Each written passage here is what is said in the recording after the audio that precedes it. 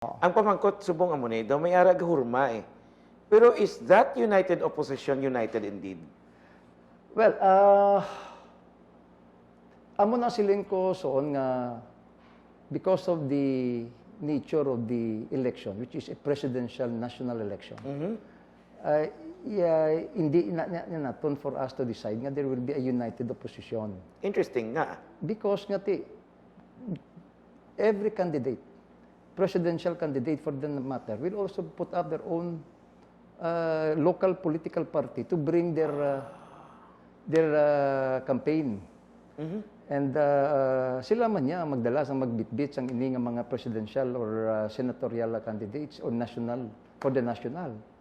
So in other words, there will be many political agrupations who will carry each and every national candidates to mount also their own campaign. So isay na ka mga limitations nga hindi kitaya kasiling nga there should only be one united opposition. And who am I to say there should only be one? So without referring to any particular group or candidate or would-be candidate, you think ining kakatabo subong is still in flux? Very transitory ni wala pa final, wala pa definite? Yes. Sa simpleng history, ano ni posturing lang ni tanan? Positioning, yes. Because you know what, we need to understand always that this is a presidential national election. All of the elections in the local are all dependent on the presidential national election. Kamo? Positioning ng siya tanan-tanan. So may positioning diri sa local, example, may gatayada man nga dapat kuhaon ni Albi Vice Mayor, di ba? So tayada lang na. In fact, even Albi Benitez himself did not openly Hindi, declare wala. nga he will run as mayor, definite. Correct. So in other words, all of these are options. Okay? So because all of us are dependent on the national presidential election, we have to take into consideration mo na ako nga ang I am very keen and very observant and very discerning of what is happening around.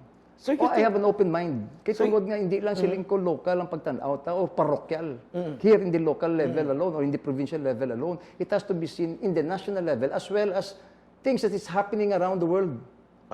Hindi ba? In COVID-19, we cannot discount the issue about the medical health pandemic or crisis that the whole world is experiencing now. Hindi man natin ma-discount on the issue about the economic downturn. Hindi naman ang Pilipinas ang apektado, kundi ang bilog na kalibutan are affected.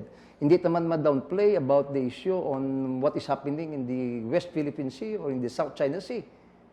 So therefore, in everything here is very fluid and very complicated because each and every action or decisions that we make, basically, angot agid hindi lang diri nga katabo sa local, kundi sa national as well as in the international scene. Alright, pero to put more clarity sa atong discussion, yes. Ang tabo sini, you think nga hindi pa mapatod initanan diri sa local until nga may firming up sang national parties. Yes. Sino madlagan presidente, sino Yes. ma-vice. Yes. Kay subong way paklaro eh. Yes. And so therefore, everything here is dependent on the national level or whoever will be the candidates for president, vice president, Interesting. etc. Amo na siya. That is why, wala labot gani, you know what, ang isa pa gani nga issue nga we need to consider, ang military subong, nag-alboroto na. So, we cannot discount also in the... Base may eleksyon. Or, you know, the persistent calling by some quarters in the military for a revolutionary government. Martial law. Or in fact, even just 2 weeks ago, the issue on the kudita. So, ini tanan-tanan, so on, that is why it's too early for us to decide until the final day of, last day of the filing of candidacy, or in fact, even until 2022. O kung base hindi man tagapakot, may maigo nga dako nga kumita, maubos ang nilibay, you know? And yeah, that is far out. Far out na ginakayo. I mean, if you think about possibilities, yes, but ini sila tanan-tanan nga ginmuno ko soon. Ara na yan mo, it's there. Di ba? The issue about the South Philippine Sea, the West Philippine Sea, it is already brewing. Hindi na nisiling naton nga, wala pa gani sa may matabo. No. It is already brewing gradually. Mali mo yan ba? Si may RD ang basi gusto maglagan, ma-jet ski sa pagkanto sa... That is why everything here is too fluid and then... Very interesting. Especially more so, nagpati ko yason nga, these are no ordinary times. Diba? Do you believe nga we are living in extraordinary times? Nga kung sa diin, we are living dangerously. Kay tungod ang ning kakatabo tanan is unprecedented, unparalleled since the Second World War. May galing ganing we are living in the end of times. Yes. Kaya tiyo, COVID-19, economic depression, recession, you know what? Ini tanan-tanan para sa akon, we need to look at it very closely.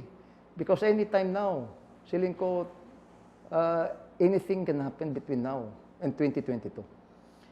Kuna mo, ang akon nga pag-intindi sang imo ginaplastar, ambot kun amo niya, daw parihas, abis ang una, lang ang pangaluyag, may maharana pa. Diba, ang bayi, maglantaw pagwa sang bintana. But siningon, iningga pa indis-indis ti subong, daw amo na, ga palumba harana para mapilian. Can we say it like that? Positioning, tsak totong imo nga premise, they are positioning themselves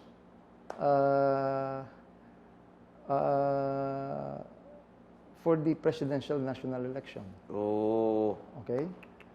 Amo na siya because hindi mo man ma-discount because what is important is who will be the next president for 2022. And for now, nobody knows for sure kung sino gid madlagan. Is it Sara?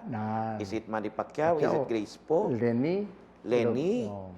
Or si Digong mismo, si Bongo? We don't know. That is why. So, very fluid kayo. So, ining mga palak di subong, usik lang ni kung hindi pa ma-finalize ang sa national. Part na siyang sa positioning mo. Either for you to be recognized in the national level and in preparation man for any eventuality that might come once the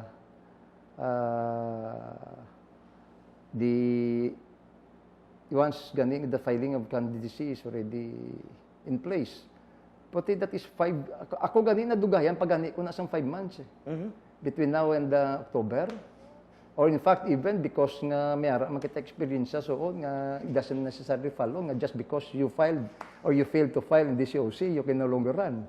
Okay, like what happened to Digong? Digong. May mga substitution pa na. Hindi tanan-tanan preload ini siya. But all of this is geared towards the presidential and the national election. But so on ang ginakulbahan ko is this. Kung sadto anay siling ko nga the 3Ms plays a very pivotal factor in the winning and the losing of a candidate, which are machinery, machine, and the money. Ang ginakulbahan ko, basi bala sudlan pagid sang tatlo ka Gs. Guns, guns, gold. Guns, guns, and gold. Because this will be a hotly contested election. Because nga sa siling ko, everybody, as far as I know, as far as you are concerned, wants to be in government. Diba? The only thing that for anybody to be in is to be in government. Even government projects, or even projects for that matter, the only thing that can provide you good projects are in government projects. All the more reason, sa siling ko nga, it's better for you to be a government official or to be in government because siling ko, while all the rest of the other sectors are suffering, at least somehow, the last person or people to be affected are those persons in government. Especially with the pandemic ng may kwarta, subong gobyerno lang. Correct. If you come to think of it. Yes, especially more so nga ang ekonomita siling nila will recover at the very least 5 years from now. And especially more so nga siling nila nga ang aton subong kahimtangan o aton nga economic situation now is very much like right after the Second World War. No, na kung tulokon ta ang mga stock markets ta subong, all the stocks are actually losing. The only thing siling ko nakita ko when I look at the stock market, ang nagaginansya lang ang hospital kag ang mga pharmaceutical companies. Correct. But all the rest, gibot gani kong Jollibee losing, ang Jollibee losing, agricultural companies losing. And the only thing that is earning are silingko, either the hospitals or the pharmaceutical companies. So in other words, make or break ini. So sa nakita ko, I think we are in a destructive, divisive, perilous course. Ang pungsod tabla. Ang kundiin kitabla nagapadulong, especially more so nga ang election is divisive. It polarizes the people even more. Di ba? In Philippine politics siya, Which is quite interesting mo ginasaon because ang election sa ato niya, rather than to unify people, choose the right leader for us, it even divides us even more. Amo na yung politika dis bukol sa Pilipinas. But what is interesting is, ang packaging subong sang iban nga mga kandidato is that they are saviors. Everybody wants to be in government. Well, Councilor, thank you so much.